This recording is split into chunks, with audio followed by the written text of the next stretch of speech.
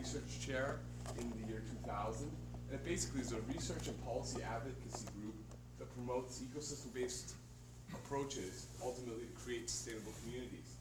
Some of the accomplishments and sort of organizations that have spun out of this are Smart Growth BC, Sustainable Campus Initiative, the Network of Forests and Communities, Forest Futures, and some of the water initiative more recently. And I think what's interesting about this group, different than some academic groups, is that we're actively trying to engage in the practical realm. So we're trying to make an active link between theory and practice, but at the same time saying that the practice needs to influence the theory. So it's creating a bit of a dialogue and working back and forth. So that's a bit of the background.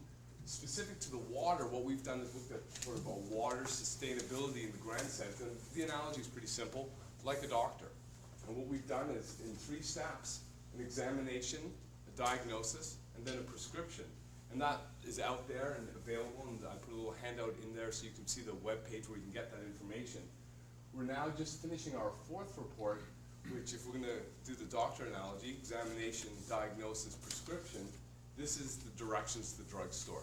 This is the sort of case studies, leading examples from all around the world about how we implement some of these broader sustainability concepts, and specific around watershed management, water allocations, innovative urban water management as far as promoting demand and conservation. But that's just a bit of background on me and who I am and where our research comes from. Let's drill down to a bit of the specifics of the presentation today. And before I kind of lay out what I'm going to do, I'm going to start with a little prediction. And this is, the intention here is to get us thinking a bit.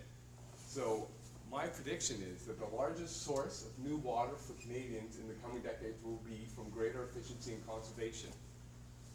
Just as we've come to think about megawatts associated with the demand management with electricity, I think that we need to start thinking about megaliters, so negative liters.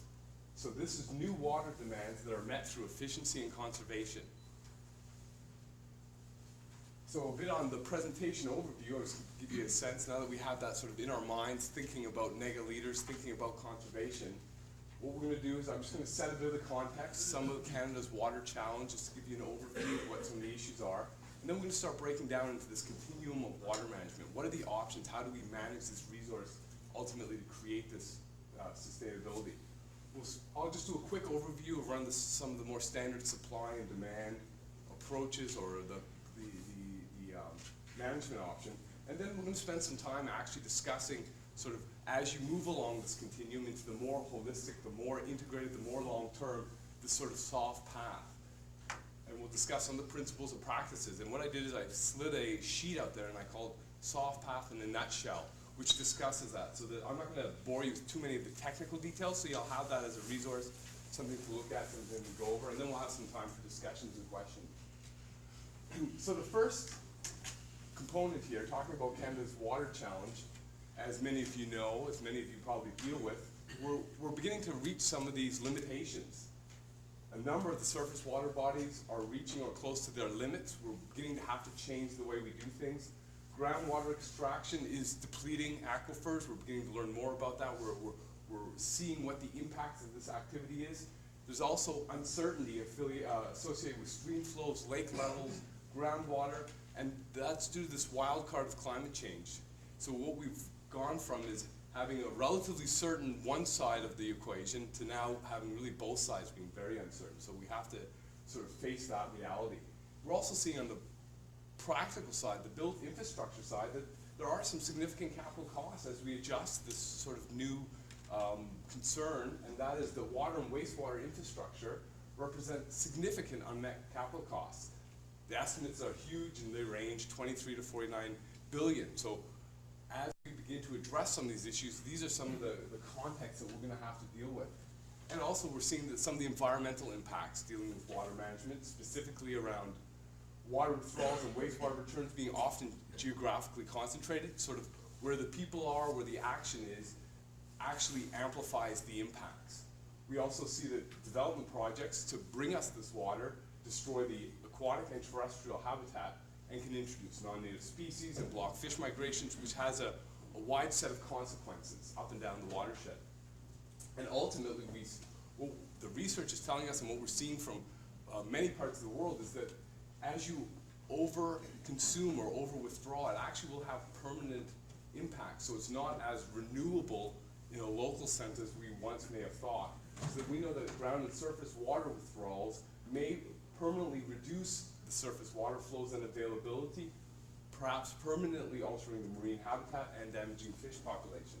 So we get a sense of, and I'm sure most people are fairly comfortable with the broad context, and that's why we're here. We want to try and do some things different. So now if we think about managing the water resource, we can think about it sort of on a continuum, and the sort of three components, and there's not a clear demarcation between these components, but in a spectrum sense, we see that there's a supply side management, and I'm going to break these down a bit just to give you some sense.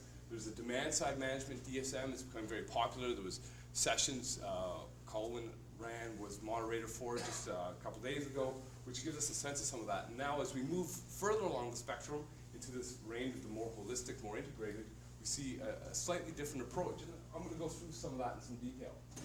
So as most of us know, supply side management is fundamentally about the bigger infrastructure. It has served us extremely well through history. It has provided us reliable water sources.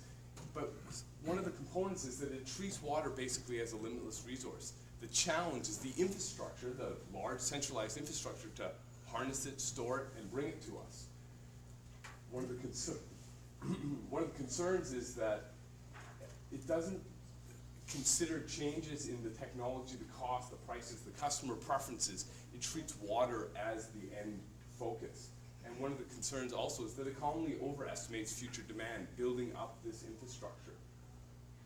And rarely are the full economic and environmental consequences incorporated in some of that thinking and decision making. Now, as we move along the spectrum, along the continuum, we see that there's a little bit of a different approach, demand-side management, where it's much more about decentralized decision making. It's smaller scale. We're talking about things like the toilets in people's houses, the low-flow fixtures. We're talking about components that maximize efficiency and improve timing of water use. In many ways, it's a complement to the supply infrastructure by using a variety of measures, a variety of ways to influence demand, as the name says. And a component of this is that it has a more comprehensive view of economic and environmental costs. And the focus really is about the economics and the socio-political, the regulations, the way to influence behavior, influence change. Ultimately, DSM increases efficiency, but one of the components, and the reason why I talk about it in the spectrum, is that it doesn't consider the ecological context very clearly, and that's where we need to start talking about not only sustainable production, but also sustainable consumption. And that's really what the soft path is about. In that sense, it represents this move along the continuum. Now, the soft path, and I'm going to drill this down in some detail, but broadly speaking, is based on the concept of soft energy paths that emerged in the 70s. And it fundamentally is about reevaluating the way water resources are developed, managed, and used. The focus is on water as a means of providing a service. So we don't really care about the water. We care about it taking away the stuff in our toilets. So we care about the sanitation. We're not so concerned about the water as we are perhaps about pleasing yards or lawns or agriculture production. In some cases, a component of water certainly is drinking water, food preparation, sanitation, the shower water. That is about the water, but in many other aspects of what we use water for, it's not about the water, it's about the service. So just to recap here for a moment, we have this continuum, and you can see that many activities are it's fluid. It will sit in different parts of this continuum. And the supply side is this idea of the resource. The water is limitless, it's the infrastructure. So the philosophical or fundamental question that's answered in that mode of thinking is, how do we meet projected needs for water given current trends in water use and population growth? That's the focus. So it's about harnessing and bringing it to, or in the future, to the population growth and economic development projected forward. Demand-side management accepts that the resource itself is finite, and from that asks the questions, well, if it is finite, how do we reduce current and future demand to conserve water, save money, and reduce environmental impacts? Again, the focus is often as a complement to supply side, and in its current use often is a temporary or shorter term strategy while supply side or new sources are developed or pursued. Well, the soft path actually changes a bit of that focus, because it says not only is it a finite resource, but there are actual ecological implications from this. So the fundamental question becomes, how do we deliver the services that water has historically provided in a more sustainable way? And that's a good question, and that's, I think, the challenge. But let's discuss it in a bit of detail. Well, I guess just to bring this back a bit, while you folks are from the Okanagan, there's lots of good examples of demand management and some of these more innovative things happening. They're happening right here. They're happening across Canada, happening, parts around the world. And I'm not going to spend a lot of time discussing what these specific programs are, because there's a couple that we're going to be, panel will be discussing. I think the Black Mountain Irrigation District and Vernon will be discussing a bit of their experience and what they're doing. And I just wanted to emphasize that things are happening and changes are happening, and that it's important to be aware of that. So now let's take a few minutes, and this is a bit of a dense slide, so I'm going to slow down here for a minute. Everyone's going to take a deep breath. And we just talk about some of the fundamental principles of the soft path, the practice. So how is it different? How does this move along the continuum? And I guess the first issue here, and I'm just going to draw everyone's attention here. So this is the first fundamental principle being that we're going to resolve the supply-demand gaps where possible from the demand side. So again, this focus on the underlying service that water provides. And let me just emphasize, we're not concerned about whether our toilet is 20 liters, 13 liters, or 9 liters, or as in Singapore, 1 and 3 liters. What we want is good sanitation. We want to make sure that the stuff goes away. So that's the service. We're not concerned about necessarily green sprawling lawns. We're concerned about having pleasing yards, and there's different ways to accomplish that. So in that sense, using native drought-resistant plants can create quite a different feel and setting, and a very different amount of water needed to accomplish that service. So the first focus, the first principle, is a service focus achieved by managing demand. The second component is the idea of matching quality. So different tasks require different quality of water. Drinking quality water takes a lot of work, takes a lot of resources to treat, filter, create. But in reality, we only need a small component of that. In the municipal sector or the urban environment, think about it for drinking, think about it for food preparation, probably less than a third. But even in the agriculture sector, where you generally think, well, we don't need drinking water, but in many areas and many components, drinking water is a very important part of the agriculture production, but maybe not for all kinds of commodities. So it's important that we need to link where we need the good quality water, that it's available, that the resources are there for it, but for other uses, such as watering lawns or toilets, maybe a lower quality of water is appropriate.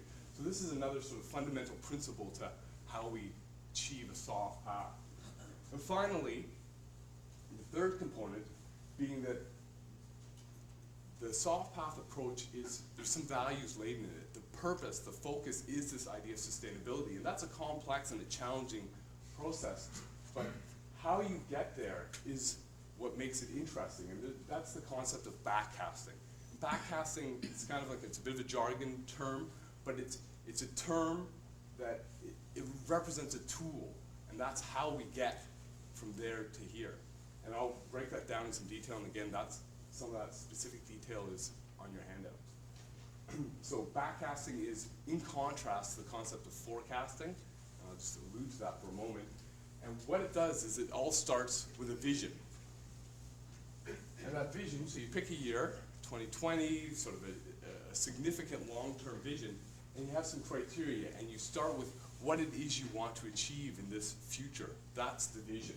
And this can be varied, and around water issues, there's some specific examples. For example, in the municipality, you might say, by the year 2050, no new water sources. So all future growth will come from conservation, from negaliters. That's one example. An irrigation district might have a similar type vision about aligning the water withdrawals or the water allocations to certain models that involve climate or future availability, which Ron will talk about a bit in some detail right after me, but that might be some of the components of how you would create a vision. So then if we look at backcasting a little more specifically, once you have this vision, what you do is you define, and this is a challenging process, but it's an important process, where the community gets into a discussion, you get some of the key stakeholders, we just discuss what this preferred scenario for the sustainable future is.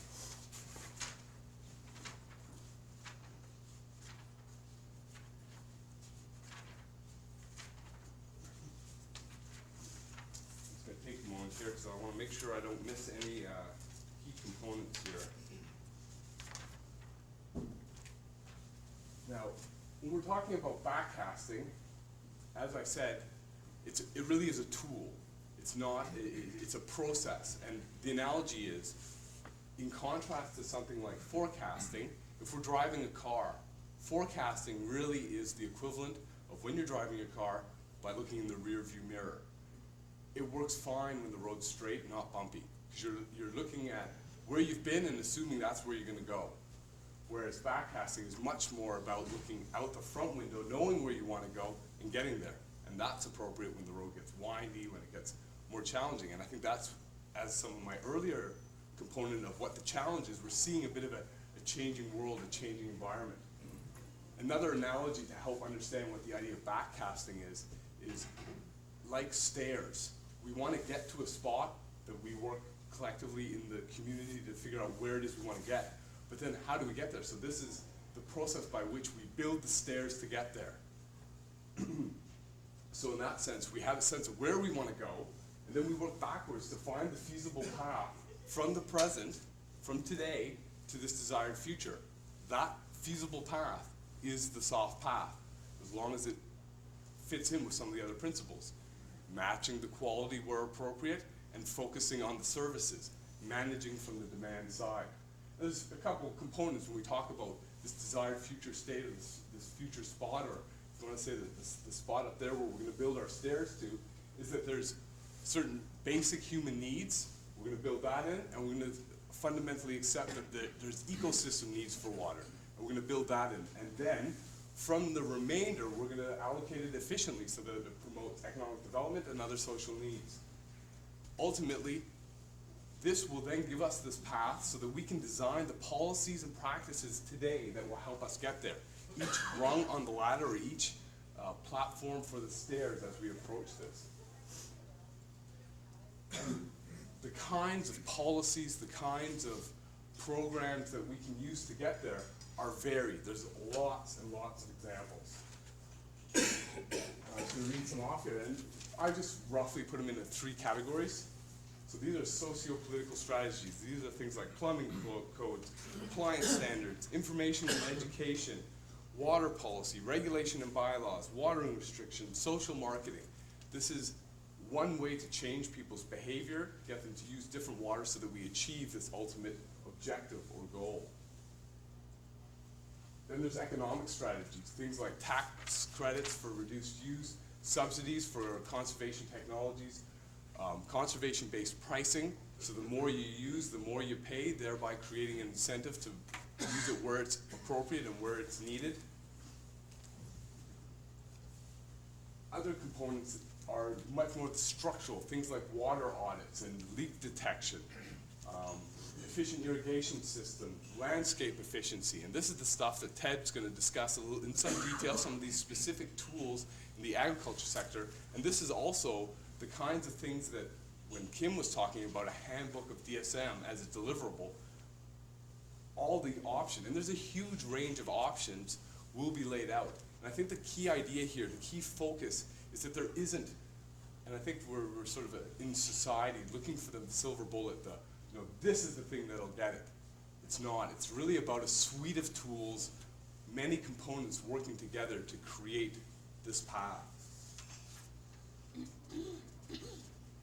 And what's important about that is that if we create a suite of tools, it allows us to adapt it to the local conditions and the local requirements. And that's what's critical, because we can talk about this as a broad strategy, but it really is about the locality, and in many cases it's about the basin or the watershed that you're functioning in that will tell you what mix will get you up the stairs to this desired future.